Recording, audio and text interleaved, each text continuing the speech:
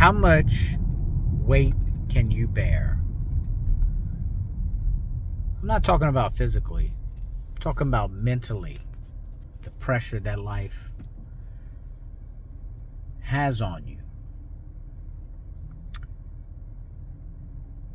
All throughout your life, you will be tested on how much pressure and weight you can handle up here. And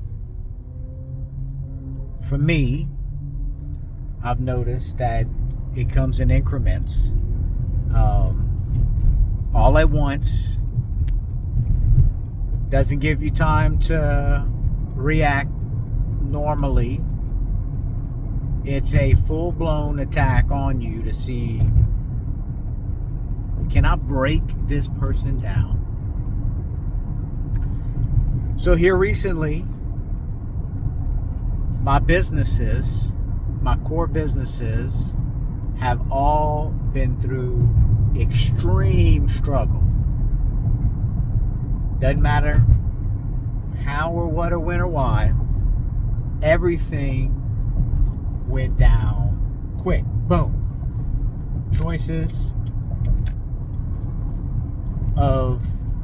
Making choices of stay in the game or get out was definitely thought of. In the midst of that, my kids are at very young ages and they have their own challenges of being kids. On top of that, my wife has her own challenges of being a person. On top of that, my wife's parents are aging. My dad, here recently, last 6 months, have gone through really some big health challenges. And then my wife's dad, recently, in the last month or less, 3 weeks, found out he's got stage 4 lung cancer. How do you bear all that weight?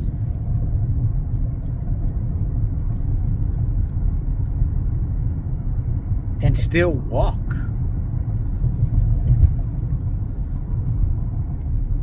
It's your faith in God that has to be number one. And not just having faith in God, knowing that God exists and He loves you and that this life is temporary. You have to know that. You don't just have to think it. You don't just feel it. Feelings come and go. You have to know it. Because on the other side of this, struggle and weight and pressure is graces that God is sending down to us to get through this.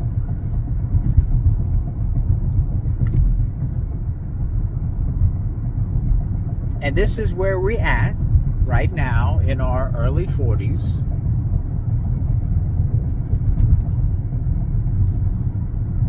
Well, I can tell you a time about 8 years ago that we experienced these type of things, health challenges, financial challenges, all at once at a lower level. And when I say lower level, less money involved, and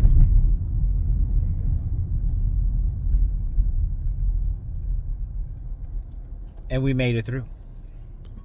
We made it through by the grace of God. We're going to get through this by the grace of God, because He will, understand what I just said, will grace us with the things we need to persevere through. And the more that we can depend on Him in prayer, knowing that the outcome is not up to me, the outcome is all God, that whatever that outcome is, we have to accept. knowing that this life is temporary.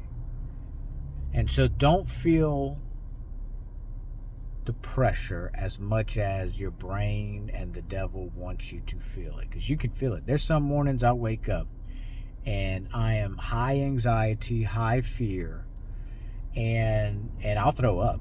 Like I'm just I'm full of anguish. And that's because I get up early, and man, I'm tossing and turning before I get up, and I am thinking, I'm getting seeds planted in my mind of worst case scenarios, and that you're never gonna make it. And I don't know what that really means. Like, what do you mean I'm not gonna make it? Like, I don't know. But when everybody knows what I'm talking about. 3:00 in the morning, and you are sitting there thinking of all these negative things that the devil is putting in your mind. You're just begging God to just get some relief. And then you wake up, and you start getting some prayer time and some, for me, prayer, work, church. You start doing that, then you start getting into work, you start knocking things out, one thing after another, and then your day rolls on, and then you're at the end of the day. And all these terrible things that could have happened generally don't. Now, are we going to avoid death and health challenges? No, not in any stretch of the imagination. We have to deal with that. I've had close loved ones that have passed away in the last year. And it's going to continue that way.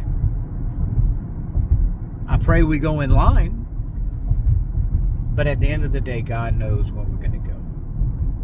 But my only chance to survive this thing and be in heaven is to be underneath His wing. So, if you're struggling mentally, reach out to somebody, reach out to me, so we can pray for you and just hold on. That old song means so much now as an older person. Hold on for one more day. And I'll leave you on that note. Hold on for one more day.